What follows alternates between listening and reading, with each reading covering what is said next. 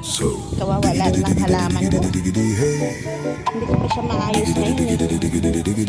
Sunod araw na lang ito.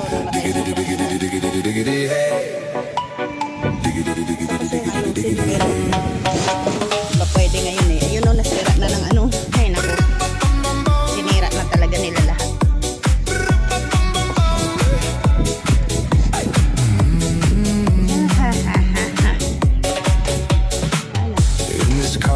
You don't exist.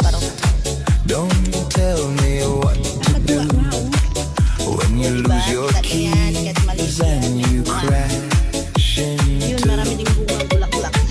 in this life. I don't exist. Don't tell me what to do. You look pretty young for someone with a PhD. Are you really my dad? Hindi ko pa pwedeng galawin ngayon eh. You're old. Pinutas talaga nila.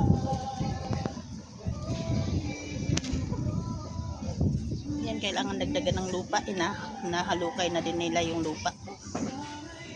Grabe! Lahat na lang. Sinisira nila.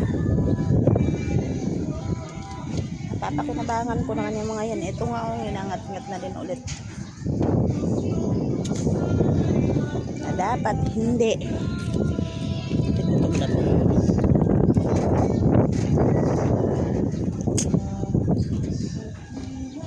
Bulak-bulak. Ba't kaya hindi siya bumababa? Pataas lahat yung ano mo. Dapat pababain.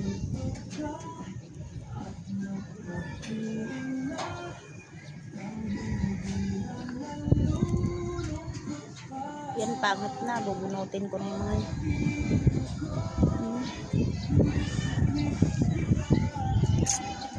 nagawa ko dito ng ano, dyan ko ilagay para pwede ko maglagay ng mga ibang gulay kasi pag dito sa ano, yan no, inaakyat nila yan eh. Lahat ng nilagay ko dyan kinain nila, pati yung nandyan oh, inaakyat nila yan kaya walang nabuhay.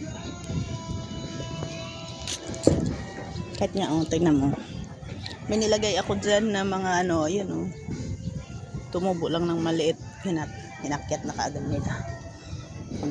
Ang ginawa nila. Kakalagay ko lang ng punla na karandyan. Buto. Bus na, wala na tira. Kasi naakyat kaagad nila eh. Yung kagong ko nga eh, tinangkaan pa.